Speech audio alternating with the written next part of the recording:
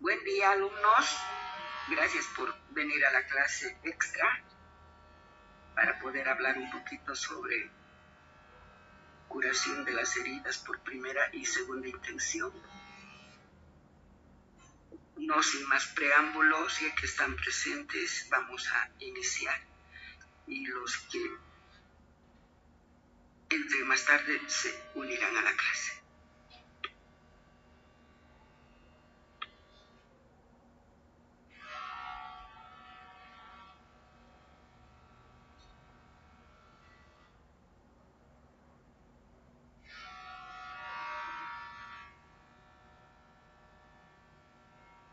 Estoy compartiendo pantalla, por favor me dicen.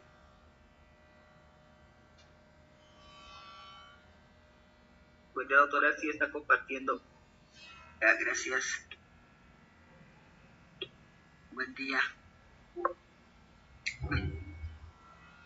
No vamos a perder tiempo y vamos a empezar con la clase. Sé que graban para compartir con todos los estudiantes, así es que en la última clase habíamos hablado curación de las heridas por segunda intención y algo muy rápido sobre remodelación de los tejidos conjuntivales después de que se curan o después de que se forma la cicatriz o el tejido fibroso. Una vez que se forma el tejido fibroso, una vez que se forma la cicatriz, estos tejidos que se están formando tienen que ser remodelados. Y esa remodelación consiste en que el tejido conjuntival que aparece tiene que tener una forma determinada, como por ejemplo la cicatriz. Y para eso, para que tenga esa forma determinada, se tiene que remodelar. Y la remodelación de los tejidos conjuntivales no es nada más ni nada menos que el equilibrio que existe entre la síntesis de los tejidos, de las fibras colágenas, de los vasos sanguíneos y la degradación de las proteínas de la matriz extracelular, la degradación de las mismas fibras colágenas, por ejemplo, si están en exceso, entonces ahí va a aparecer enzimas que van a degradar para remodelar los tejidos. Esta degradación del colágeno y de los otros componentes de la matriz extracelular, porque no solamente hay colágeno, sino que también hay otro tipo de proteínas como las proteínas de adhesión de células al tejido conjuntival. Después existen vasos sanguíneos que tendrían que desaparecer. Entonces, para eso hablamos de la degradación de estos componentes, ¿sí? Y esta degradación se realiza por ciertas enzimas que se llaman metaloproteináceas. Estas metaloproteináceas que se encuentran en la matriz extracelular son las responsables de la remodelación del tejido conjuntival que se ha formado. Estas metaloproteináceas se caracterizan porque se activan por ciertos iones metálicos, como por ejemplo el zinc. Entonces, por eso es que es importante cuando se está remodelando, cuando se está cicatrizando las heridas,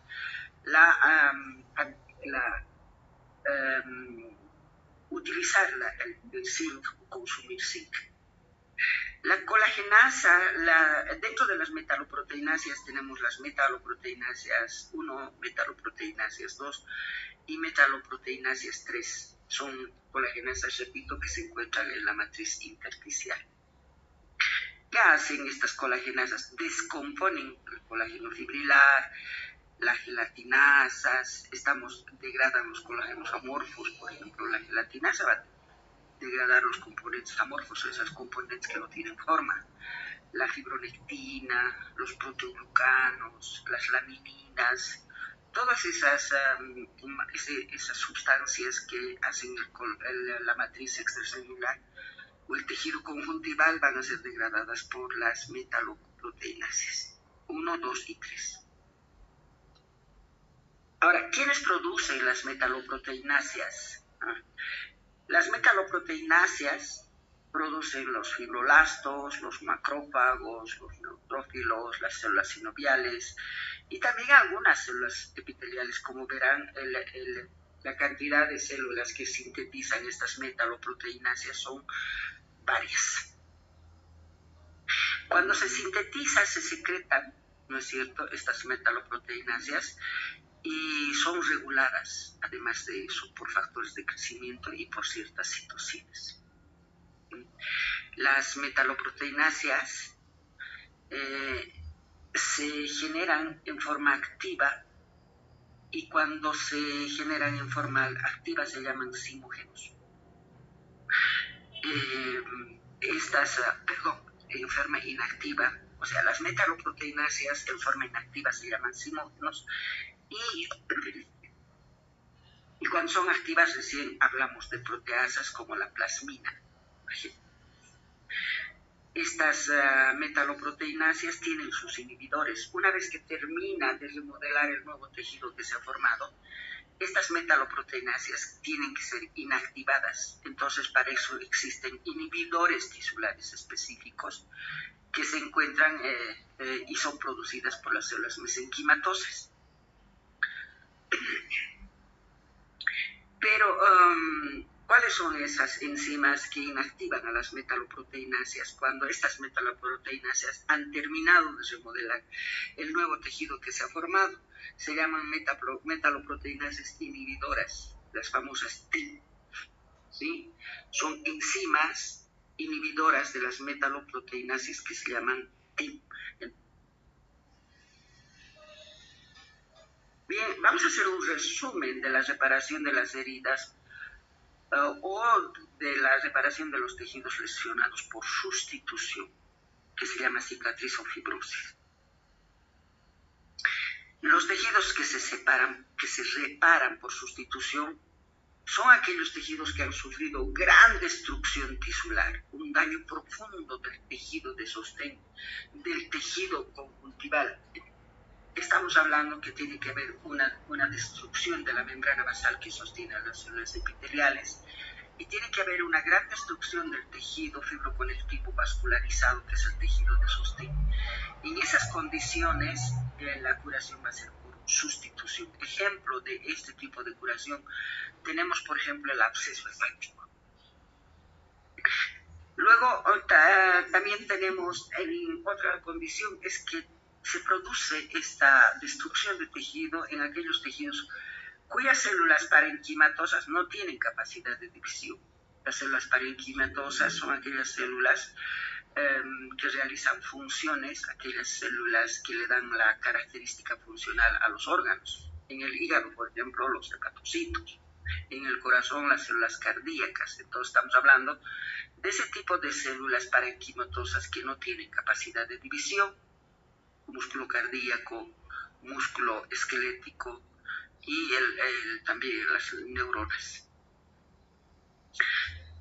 Y también otra condición es que estas heridas o estas lesiones de estos tejidos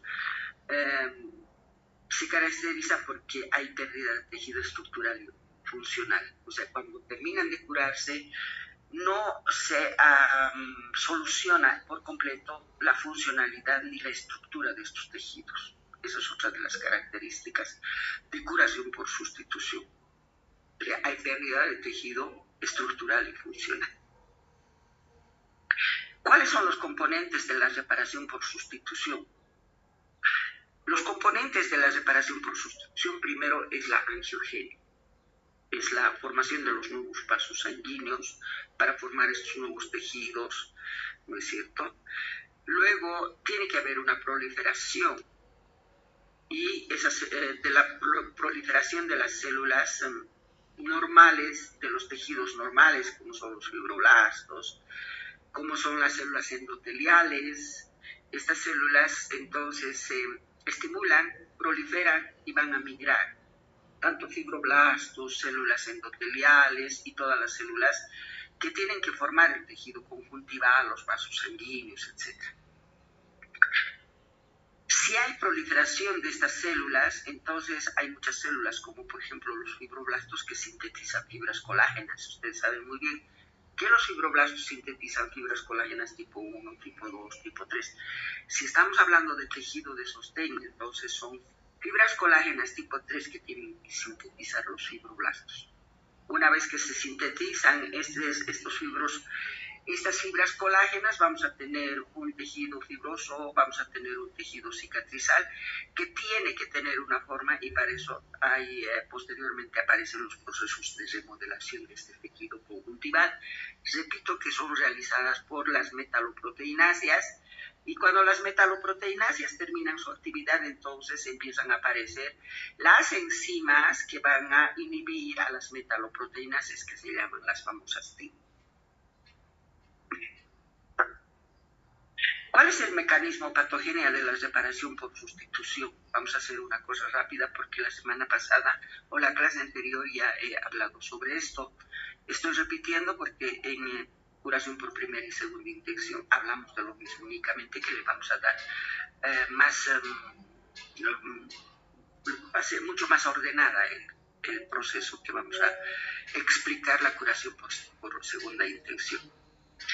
Entonces, el mecanismo de la curación por sustitución inicia con una reacción inflamatoria. Estamos hablando de que se curan los tejidos lesionados, los tejidos necróticos, y para eliminar al tejido necrótico, al tejido lesionado, tiene que haber una reacción inflamatoria que es esta reacción inflamatoria.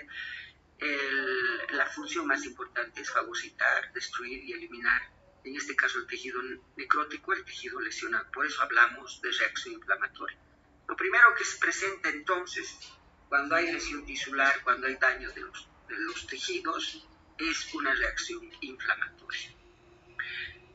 Posteriormente, después de la reacción inflamatoria, que logra eliminar a todo el tejido lesionado o el tejido necrótico, va a haber una formación del tejido de granulación.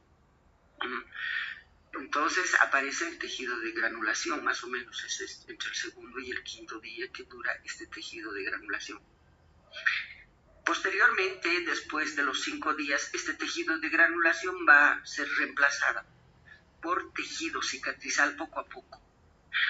¿Por qué se dice que el tejido de granulación es reemplazado por el tejido de cicatrización? Porque el tejido de granulación es un tejido fibroconectivo altamente especializado que tiene características morfológicas microscópicas muy diferentes al tejido cicatrizal. El tejido de granulación, por ejemplo, son puros vasos sanguíneos. Casi hay un 90% de vasos sanguíneos de pequeño calibre que se encuentran en este tejido. Es un tejido laxo y casi no tiene fibras colágenas. Esa es la característica del tejido de granulación, que es el primer tejido que aparece cuando se está curando las heridas. Y luego tenemos de que poco a poco este tejido de granulación va a convertirse en tejido fibrótico en la cicatriz. Eso significa que los vasos sanguíneos van desapareciendo poco a poco porque el tejido cicatrizal carece de vasos sanguíneos. Vamos a ver cómo los vasos sanguíneos van desapareciendo poco a poco hasta que se forme la cicatriz. que se ve en la curación de las heridas cutáneas. Y este mismo tejido se dice fibrosis cuando estamos hablando de la curación de los tejidos o de los órganos internos. Y por supuesto, para que tengamos el tejido cicatriza al final, van a tener que haber participado las metaloproteínas, que son las que remodelan a este nuevo tejido, el tejido cicatrizante. ¿Cuáles son los elementos que participan en la curación por sustitución? Primero tenemos que ver que participan los factores de crecimiento, porque vamos a tener que hablar de la proliferación de fibroblastos, de la proliferación de las células endoteliales, de la proliferación de los pericitos. Y hay una serie de células que tienen que proliferar, las células del tejido conjuntival, de los vasos sanguíneos, para formar el nuevo tejido. Entonces, por eso es que hablamos de la presencia de los factores de crecimiento. Los factores de crecimiento son sintetizados, secretados cuando son estimuladas las células. Hay muchas células que forman factores de crecimiento. Por ejemplo, tenemos los macrófagos tisulares. Después están los fibroblastos, que también secretan factores de crecimiento, y muchas células parenquimatosas también secretan factores de crecimiento. Entonces, estos factores de crecimiento que son sintetizadas por varias células van a ir secretando y van a ir depositando en el tejido conjuntival, en el tejido extravascular. ¿Sí? Entonces, estos factores de crecimiento secretados por las células, acumulados en el espacio intersticial, van a estimular a las células para la proliferación. Por ejemplo, el factor de crecimiento fibroblástico va a estimular específicamente a los fibroblastos. Entonces, hay una proliferación de todas las células que están implicadas en la reparación. Luego tenemos como ejemplo el factor de crecimiento transformante beta. Se acordarán cuando hemos hecho la estimulación de los macrófagos por la vía alterna y por la vía clásica. El macrófago activado por la vía alterna es el macrófago tipo B, ¿no es cierto? Y esa es la que sintetiza y secreta factor de crecimiento transformante beta. Estamos hablando de estos macrófagos. Este factor de crecimiento transformante beta es un potente agente fibrigénico. ¿Por qué? Porque estimula la proliferación de los fibroblastos. Y si hay mayor cantidad de fibroblastos, entonces los fibroblastos secretan fibras colágenas tipo 3, fibras colágenas tipo 4, tipo 6, para formar el tejido intersticial o para formar la membrana basal. Entonces también se pueden proliferar los fibrocitos, que son las células maduras de los fibroblastos. Luego tenemos también otro tipo de factores de crecimiento de endotelio vascular. Como verán, este factor de crecimiento endotelio vascular va a ir a estimular a las células endoteliales de los vasos sanguíneos existentes en el tejido normal adyacente. El tejido normal adyacente al tejido lesionado que vamos a tener que eliminar y vamos a tener que reemplazar. Esos tienen vasos sanguíneos normales, y esos vasos sanguíneos normales, que son la microcirculación, están revestidas por células endoteliales, y el factor de crecimiento de endotelio vascular estimula a estas células endoteliales para que puedan proliferar. Entran en división mitótica, y de una célula endotelial vamos a tener dos células hijas endoteliales, ¿sí? Entonces también el factor de crecimiento del endotelio vascular participa. El factor de crecimiento derivado de las plaquetas, que también estimulan a la proliferación de las células endoteliales y de los pericitos, que son las células que acompañan en la estructura de los vasos sanguíneos. Pero no solamente participan los factores de crecimiento para formar el tejido de granulación o el tejido fibroso para la curación por sustitución, sino que también participan las citocinas, como la interleucina 10, que sintetiza también el macrófago tipo 2. esta interleucina 10 es la que termina, la que finaliza la reacción inflamatoria cuando todo el tejido necrótico ha sido eliminado. Entonces, cuando ha sido eliminado, se sintetizan, los macrófagos sintetizan la interleucina 10 y termina la reacción inflamatoria y continúan los procesos reparativos. Una vez que se ha formado este tejido, el nuevo tejido fibroso, el nuevo tejido de granulación, después el tejido fibroso, van a participar las enzimas metaloproteináceas, que son las que remodelan estos nuevos tejidos, y cuando ha terminado la remodelación de estos tejidos, el tejido fibroso, aparecen las enzimas que son antagonistas de las metaloproteináceas, haciendo de que se termine todo el proceso de remodelación, las famosas KIM. Entonces, es así como se forman los nuevos tejidos cuando estamos hablando de una curación por sustitución. Repito, primero aparece el tejido de granulación, después es reemplazada por tejido fibroso. Ambos tejidos son diferentes, son altamente especializados, que es tejido fibroconectivo. El tejido de granulación es un tejido fibroconectivo vascularizado, muy vascularizado, y el tejido cicatrizal también es un tejido fibroconectivo altamente especializado, pero avascular. Esas son las diferencias de estos dos tipos de tejido. El depósito y la remodelación de la matriz extracelular depende del equilibrio de los agentes fibrogénicos y las metaloproteináceas y las enzimas que degradan las metaloproteináceas, las famosas TIM. Acá están los diferentes tipos de tejidos que pueden sufrir reparación, diferentes tipos de reparación. Por ejemplo, recordaremos, hemos hecho ya esto en las anteriores clases, tipos de tejidos, por ejemplo, los tejidos lábiles y los tejidos estables. La curación es por regeneración, ¿no es cierto? Y esa curación es un restablecimiento completo, tanto funcional como estructural, ¿sí?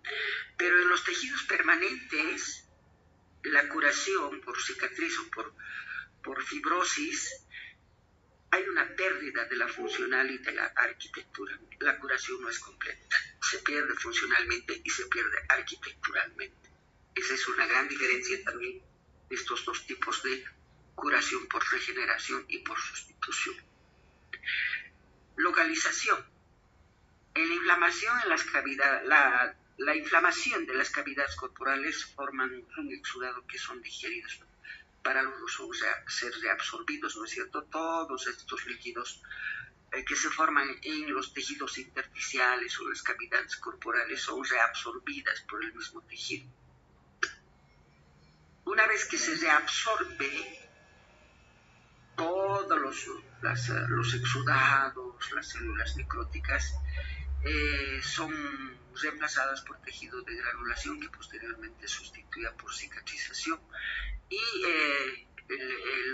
lo que no le sirve en este proceso de cicatrización posteriormente se resuelve y se organiza gracias a las metaloproteináceas. ¿Cuáles son los ejemplos clínicos de la reparación de los tejidos por sustitución?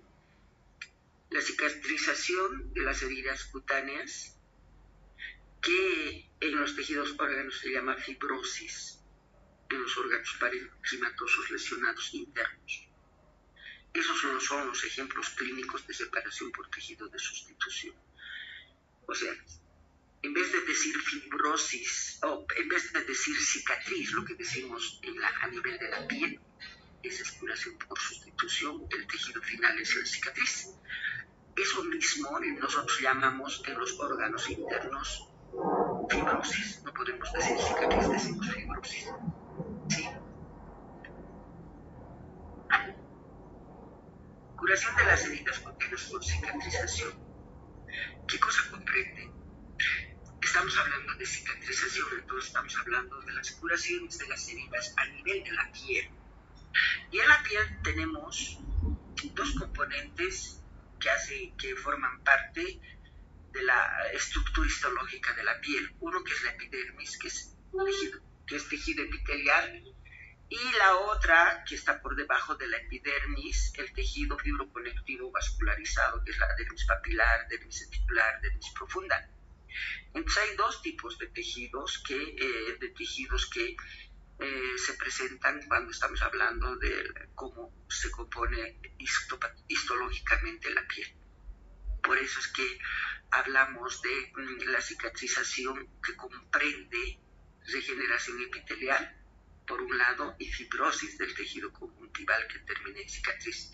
Si ustedes ven, hay una combinación de la curación por regeneración, porque estamos hablando del epitelio, que son células lábiles que tienen capacidad de división, y por debajo de la epidermis, la misma membrana basal, que es tejido conjuntival, que este tejido conjuntival no va a curar por regeneración, sino tiene que curar por sustitución. Entonces tiene que formar una cicatriz. Entonces, en este tipo de heridas cutáneas, donde se forma la cicatriz, están combinados los dos procesos de curación, la regeneración y la sustitución. Ahora bien, si bien está combinada en la formación de la cicatriz tanto la curación por regeneración y por sustitución, tenemos curaciones de estas heridas cutáneas de primera intención y de segunda intención. Vamos a ver cuáles son las diferencias de la curación de las heridas por primera intención y por segunda intención. Tienen sus características morfológicas macroscópicas, microscópicas, ¿sí? Primero nos ocuparemos de la cicatrización de las heridas cutáneas por primera intención, o también se llama curación por uniones primarias. ¿Sí? Primera intención o unión primaria. Cuando se produce esta curación de las heridas cutáneas o de la cicatriz por primera intención, ya sabemos que hay una combinación de regeneración y de sustitución. ¿En qué condición se presenta la curación por primera intención? 1. Cuando solamente está afectada la capa epitelial, o sea, la epidermis, que es tejido epitelial. Entonces, el tejido de sostén tiene que estar intacto. ¿Cuál es el tejido de sostén? La membrana basal y el tejido conjuntival. Tiene que estar intacto. ¿Sí? Se puede curar por regeneración epitelial. Ejemplo más simple de este tipo de curación son las incisiones quirúrgicas. En las incisiones quirúrgicas no va a haber destrucción del tejido conjuntival. Va a haber escaso destrucción de tejidos, por ejemplo, a nivel epitelial, se van a lesionar algunas células epiteliales, ¿no es cierto? Entonces tiene que estar intacto el tejido de sostén. ¿En qué tipo de heridas existe este tipo de lesión? Donde el tejido de sostén está intacto, en las incisiones quirúrgicas. Y además estas incisiones quirúrgicas tienen que estar limpias. ¿Qué quiere decir? Que no tiene que haber contaminación, porque cuando las incisiones quirúrgicas se contaminan, entonces ya hay, qué sé yo, tejido necrótico, ¿no es cierto? Por la invasión de bacterias. Las bacterias van a permitir de que haya mayor cantidad de destrucción tisular. Y en esa destrucción tisular entonces va a haber pérdida del tejido de sostén, y eso no tiene que haber. Por eso se dice en incisiones quirúrgicas limpias, no contaminadas. ¿Cuál es el mecanismo de esta curación de primera intención en incisiones quirúrgicas, en esas heridas cutáneas limpias? Después de que se ha producido una incisión quirúrgica, ustedes hacen la incisión quirúrgica, y por supuesto que tiene que haber lesión, escasa lesión de células, ¿no es cierto? Va a haber escasa lesión tisular, pero escasísima. Y si hay lesión tisular, inmediatamente tiene que instalarse la reacción inflamatoria. Ustedes saben muy bien que cuando hay lesión tisular, inmediatamente se instala la reacción inflamatoria. ¿Para qué? La reacción inflamatoria generalmente se hace presente para que los leucocitos que han salido de los vasos sanguíneos puedan eliminar a estas células lesionadas. Son escasas, pero igual tienen que ser eliminadas, y son eliminadas por una reacción inflamatoria. Y si se hace la incisión quirúrgica, inmediatamente hay lesión tisular, inmediatamente la instalación de la inflamación especialmente aguda es la característica clínica de la inflamación aguda, es que es de instalación inmediata y no dura más de 2 días. Ese tipo de inflamación aparece aquí, la inflamación aguda. Paralelamente hay proliferación de las células epiteliales, porque si bien ha habido lesión de algunas células epiteliales cuando se ha hecho la incisión quirúrgica, existen células epiteliales que están en los márgenes que no han sido lesionados. Estas células epiteliales se estimulan por sus mismos factores de crecimiento epitelial, ¿no? Y esas células proliferan, y cuando proliferan van sustituyendo, van reemplazando, voy a decir, a las células epiteliales que han sido lesionadas y que han sido eliminadas por la reacción inflamatoria. Por eso hablamos de proliferación de las células epiteliales, ¿no es cierto? Y también esto ocurre en las células del tejido conjuntival. Los fibroblastos se lesionan también por donde pasa la incisión. Las células endoteliales, hay vasos sanguíneos que se rompen, por eso es que cuando se hace la incisión quirúrgica hay hemorragia, porque se rompen vasos sanguíneos, ¿sí?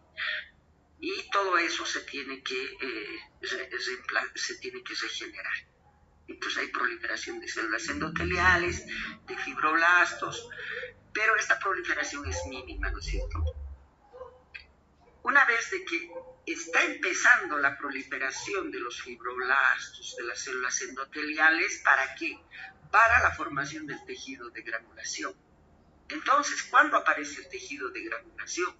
A los 2 días empieza a aparecer el tejido de granulación, cuando ni siquiera está terminando de eliminarse a las células dañadas. No se olviden que la inflamación aguda dura 2 días. Y mientras tanto se está preparando la proliferación de las células endoteliales, de los fibroblastos, de todas esas células que van a formar el tejido de granulación. Repito, el tejido de granulación se caracteriza porque tiene más vasos sanguíneos, ¿no es cierto?, inmaduros que poco a poco van a ir madurando. Un 90% de puros vasos sanguíneos existen, con escasas fibras colágenas, y más es edema intersticial, edema entre los vasos sanguíneos. Eso se llama tejido de granulación. Esa es su característica histopatológica.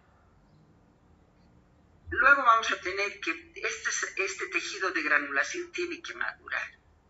Madura, y con el tiempo, a partir del 5.º día, van a empezar a desaparecer estos vasos sanguíneos. Se van a volver maduros porque estos vasos sanguíneos del tejido de granulación son muy inmaduros. Y como son inmaduros, tienen los espacios interendoteliales muy amplios. Por eso es que el líquido, la sangre que está circulando por estos vasitos inmaduros van a perder plasma sanguíneo. Por eso el espacio intersticial extravascular tiene mucho líquido intersticial, por eso es laxo. Y cuando madura, estas células endoteliales van a madurar y los espacios interendoteliales se van a estrechar, ¿sí? Esa es la maduración del tejido de granulación. Y posteriormente este tejido de granulación va a madurar y va a empezar a desaparecer. Al 4.º día, al 5.º día, va a empezar a desaparecer. ¿Por qué? Porque van a empezar a que los fibroblastos que han proliferado, han migrado hasta el tejido de granulación, van a sintetizar fibras colágenas y van a eliminar las fibras colágenas al espacio intersticial del tejido de granulación, y estas fibras colágenas van a ser mucho más. Entonces se va a empezar a formar el tejido fibroso y la cicatriz. ¿Cuáles son los pasos de curación por primera intención? Algo ya les he dicho aquí, ¿no es cierto? Inflamación, proliferación de las células endoteliales, proliferación de todas las células. Después tenemos la formación del tejido de granulación, que es sustituida por fibrosis. Pero vamos a hacer paso por paso. Pasos de la curación por primera intención. Cuando se hace la incisión quirúrgica, sangran estos vasos sanguíneos y se estimula, inmediatamente se estimula el sistema de la coagulación para formar el coágulo o el tapón hemostático en los vasos sanguíneos. ¿Sí? Entonces, el primer paso es la formación del coágulo, el tapón hemostático, para que no sangren los vasos sanguíneos. ¿Cómo se forma el coágulo sanguíneo? El coágulo sanguíneo, lo primero que pasa, se estimulan las plaquetas y van adheriéndose las plaquetas a las partes del tejido epitelial que ha sido lesionado. Y además, la membrana basal, que es altamente trombogénica, que estimula el sistema de la coagulación. Entonces, todo el sistema de la sangre va a empezar, especialmente las plaquetas, van a empezar a acumularse en el lugar donde está la lesión del vaso sanguíneo. Entonces, hay una acumulación de las plaquetas, hay un empalme de las plaquetas, más plaquetas, y posteriormente el sistema de la coagulación se estimula, y el producto final de la estimulación del sistema de la coagulación es la fibrina. Son mallas de fibrina que aparecen entre estas plaquetas que se están adhiriendo unas tras otras, aparecen las mallas de fibrina, que es el producto final de la estimulación del sistema de la coagulación. Y estas mallas de fibrina van a ir atrapando a todos los componentes de la sangre que están circulando. Por eso es que el coágulo sanguíneo tiene plaquetas, adhesión de plaquetas, tiene mallas de fibrina, tiene glóbulos rojos, glóbulos blancos, etc. Así se forma el coágulo sanguíneo. ¿Para qué? Para que cohiba la hemorragia, pues se dice tapón hemostático, esto de la formación del coágulo sanguíneo. ¿Sí? Hay eritrocitos, plaquetas, hay fibrina, por supuesto que primero el fibrinógeno, que después se convierte en fibrina, que es el producto final del sistema de la coagulación. También hay proteínas del complemento. ¿Para qué? Para formar el tapón hemostático. Ahora bien, este coágulo sanguíneo no solamente va a taponar los vasos sanguíneos que están sangrando, no solamente sirve como tapón hemostático, sino que también sirve como puentes para que las células de los tejidos maduros que se encuentran en las márgenes puedan migrar. Por ejemplo, la proliferación de los fibroblastos. Los fibroblastos que tienen que tener unos caminitos para que puedan migrar hacia el tejido lesionado, ¿no es cierto?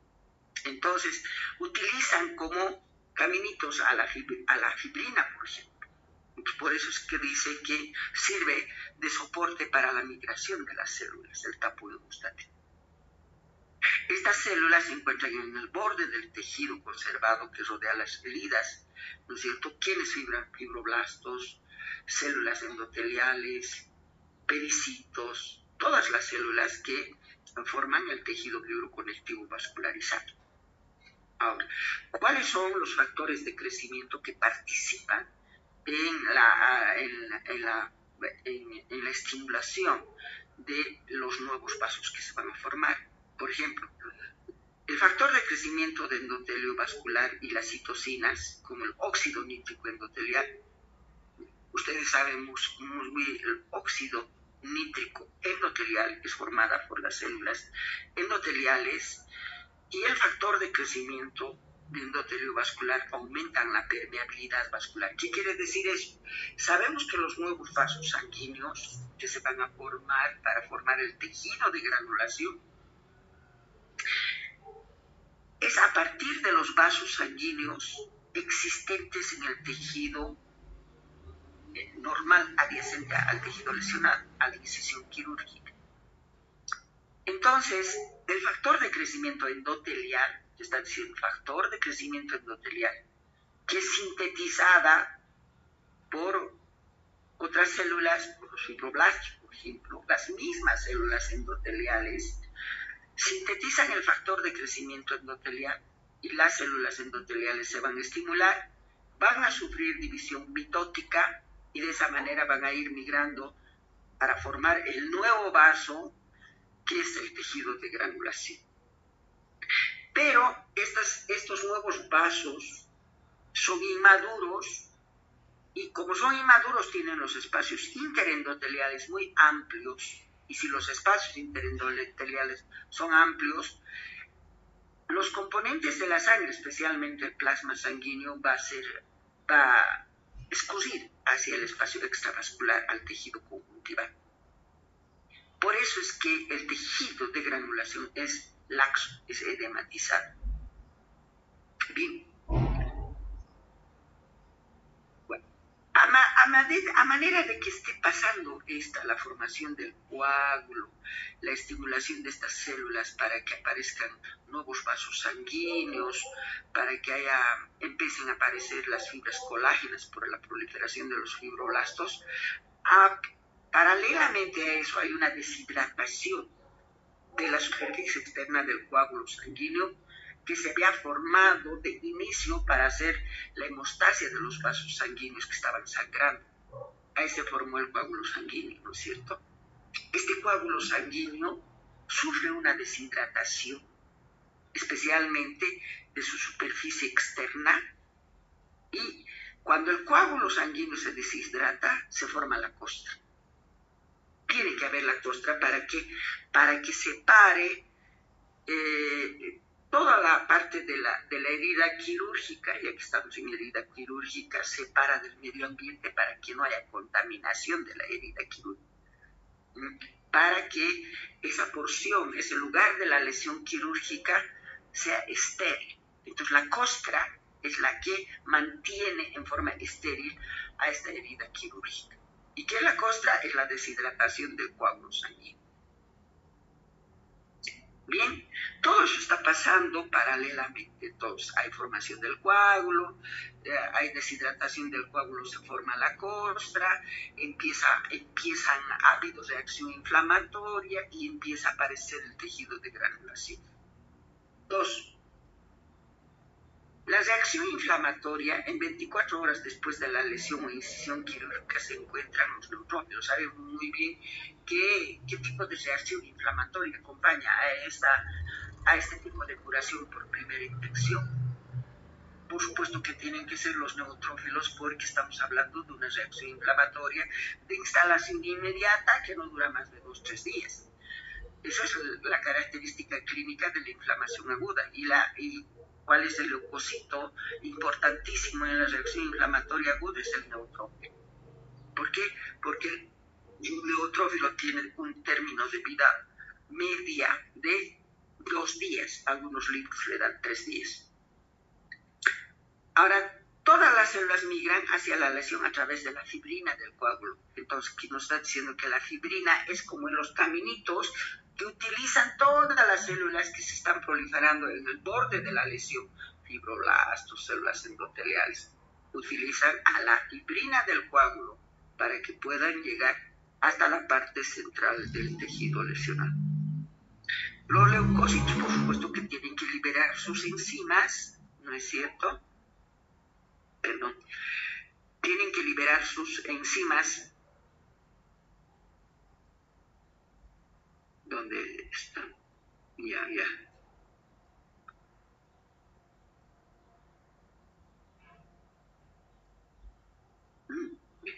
Bueno, los leucocitos tienen que liberar sus enzimas, ¿no es cierto? Y liberando sus enzimas vamos a tener la destrucción y la eliminación de estas, del tejido necrótico. Las células basales del epidermis, como las células basales del epidermis, que van a hacer esa regeneración del tejido epitelial. Si bien estamos hablando de curación por primera intención tanto del tejido epitelial y del tejido conjuntival, las células epiteliales, como la epidermis, tienen capacidad de proliferar. Estas células epiteliales primero se estimulan las células basales. No se olviden que la epidermis tiene varias capas de células, ¿no es cierto? 2 capas de células epiteliales máximos, después tenemos de 5 a 7 capas de la espinosa, después viene la granulosa, la lúcida, y recién viene la córnea, ¿no es cierto? Entonces estamos hablando de varias capas de células, pero las células basales tienen capacidad de división, ¿no es cierto? Entonces, ¿quiénes se van a dividir? Son las células basales. Las células basales del epidermis tienen que mostrar una actividad mitótica, proliferan, y cuando proliferan estamos hablando de las células que no han sido lesionadas, ¿no es cierto? Entonces estas células que no han sido lesionadas proliferan, y a medida que proliferan van migrando hacia la parte central hasta cerrar la herida quirúrgica.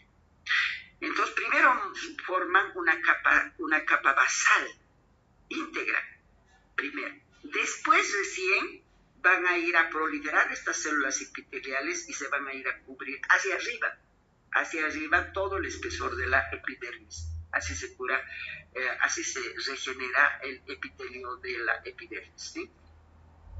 Entonces las células basales de la epidermis muestran actividad mitótica, proliferan y migran hacia el centro de la herida, solo de las células basales, a lo largo de la epidermis, o sea, sobre la membrana basal, depositando los componentes de la membrana basal. ¿Quiénes forman la membrana basal? Ya sabemos, las células epiteliales y los fibroblastos adyacentes del tejido conjuntival. Entonces se forma la membrana basal, y si la membrana basal está íntegra, entonces tenemos de que posteriormente estas células rellenan el espesor de la dermis. O sea, primero siempre es una línea, la primera línea de células basales, después se continúa con la formación de todo el espesor de la dermis. Entonces ahí tenemos la formación de una capa delgada de epidermis que cierra la herida. Así se hace la formación. Primero reacción inflamatoria, después proliferación de las células epiteliales. Por debajo de las células epiteliales se tiene que formar el tejido de granulación, que es tejido fibroconectivo altamente vascularizado, muy especializado, que dura 5 días, ¿sí? Al tercer día, los neutrófilos, otros libros dicen al segundo día, muchos libros dicen que el término, la vida media de los neutrófilos es de 2 días, otros dicen 3 días. Entonces, al tercer día, los neutrófilos van a entrar en apoptosis y van a ser eliminados. Y en vez de los neutrófilos van a aparecer los macrófagos. Los macrófagos pueden permanecer en el tejido conjuntival muchos días. Entonces, ahí tenemos que los neutrófilos después de 3 días son reemplazados por los macrófagos cuando estamos queriendo comprender en qué consiste la reacción inflamatoria que se presenta en la curación de los tejidos. Estos macrófagos empiezan a formar el tejido de granulación que invade el espacio de la incisión. Los macrófagos, ¿cómo participan en la formación del tejido de granulación? Secretan citocinas y factores de crecimiento, como el factor de crecimiento transformante beta. ¿Qué hace este factor de crecimiento transformante beta? Estimula a los fibroblastos. A los fibroblastos que han empezado a migrar del tejido adyacente vecino normal. Entonces, estos fibroblastos van a estimular a la proliferación fibroblástica. Y esos fibroblastos van a migrar hacia el lugar del tejido lesionado. Y estos fibroblastos secretan, primero sintetizan y secretan proteínas, muchas proteínas sintetizan los fibroblastos, pero como se está queriendo formar el tejido de sostén, que sostenga al epitelio, que sostengan a las otras células, entonces va a formar fibras colágenas tipo 3. Esas son las fibras colágenas que forman el tejido de sostén, las de tipo 3. ¿Sí? Y ahí tenemos la formación que empieza la formación del tejido fibroso intersticial que se va a convertir en fibrosis. También se observan abundantes vasos sanguíneos de neoformación, especialmente en el tejido de granulación. Estamos en el tercer día. Entonces, en el tercer día, en vez de haber tejido fibroso, evidentemente está empezando a formarse el tejido fibroso, pero predomina el tejido de granulación al tercer día. ¿Eso qué significa? Que este tejido de granulación se caracteriza porque son más vasos sanguíneos, 90% de vasos sanguíneos con tejido laxo y escasas fibras colágenas. Entonces ahí tenemos al tercer día vamos a tener un tejido que se llama tejido de granulación, que se caracteriza porque tiene abundantes vasos sanguíneos de neoformación, ¿sí? Cubierta por una epidermis que se está formando o está recién formada. A los 5 días el tejido de granulación llena la herida. Empieza a aparecer entre 2 y 3 días el tejido de granulación y se hace presente hasta los 5 días. Y a partir de los 5 días, el tejido de granulación va a sufrir una remoción, se puede decir, una deserción. Bien, entonces al 5.º día, este tejido de granulación presenta vasos sanguíneos recién formados que son muy permeables y son responsables del edema tisular, ya les he dicho. Los factores de crecimiento que permiten la migración y la proliferación de los fibroblastos y otras células son factor de crecimiento fibroblasto que permite la proliferación de los fibroblastos, al igual que el factor de crecimiento transformante beta. Factor de crecimiento de endotelio vascular que estimula a las células endoteliales, ¿sí? Y listo, todos son estos factores de crecimiento que estimulan a las diferentes células para que proliferen y puedan formar los diferentes tejidos. Son secretados por macrófago y otras células. Por ejemplo, tenemos a los fibroblastos que también secretan sus propios factores de crecimiento. Entonces, cuando los fibroblastos producen y secretan muchas proteínas y dentro de esas proteínas tenemos la colágena tipo 3. Estos fibroblastos, este tipo de colágeno, hacen puentes entre las incisiones de un borde a otro borde. La fibronectina igual hacen puentes. Ustedes saben muy bien que la fibronectina se convierte en fibrina.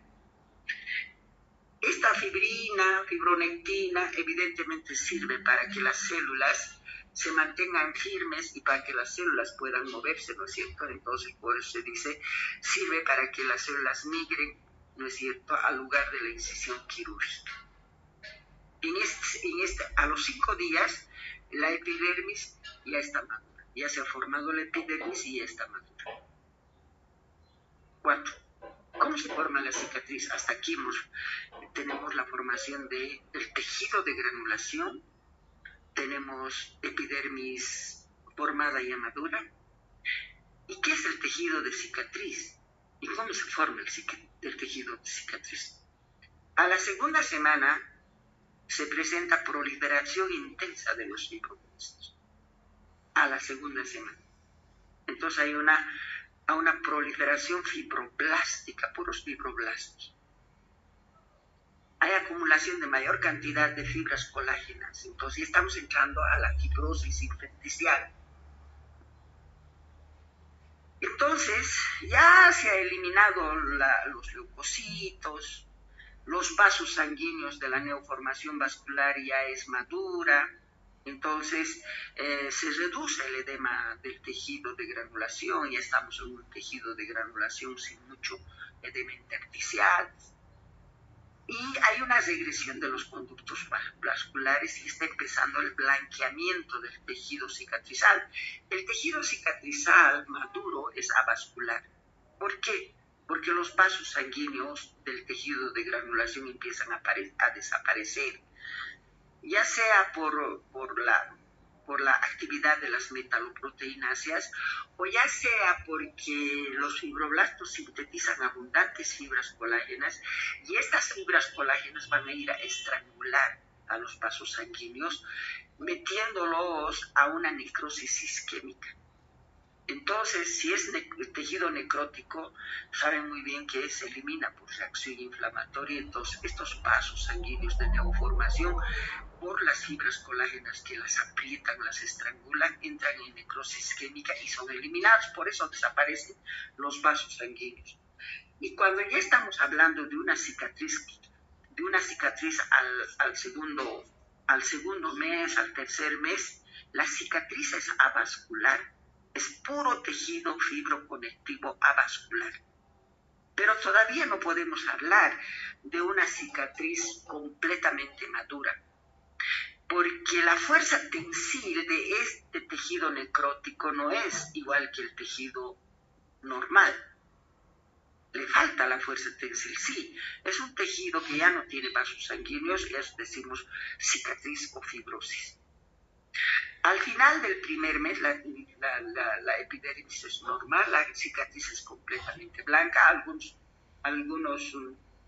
libros dicen mes y medio a 2 meses, pero aquí nos habla del primer mes que la cicatriz es completamente blanca por ausencia de los vasos sanguíneos, ya les he dicho por qué, y sin anexos cutáneos. Evidentemente los anexos cutáneos se destruyen y por eso es que la cicatriz no tiene vasos sanguíneos, no tiene anexos cutáneos. ¿Cuáles son los anexos cutáneos? Las vellosidades, ¿no es cierto? Esos son los anexos cutáneos. Y miren, aumenta la resistencia tensil de la herida, pero esta resistencia tensil que tienen las heridas nunca es igual que un tejido normal. Máximo la resistencia tensil de las heridas quirúrgicas de la cicatriz llegan a 75%. No es 100% igual que un tejido normal. Bien, vamos a quedar aquí. Curación por primera intención. Después de salir de entrar del receso, vamos a hacer curación por segunda intención. Muchas gracias, alumnos. Nos vemos, que tengan una feliz vacación, duerman, relájense, coman, no dejen de estudiar, lean.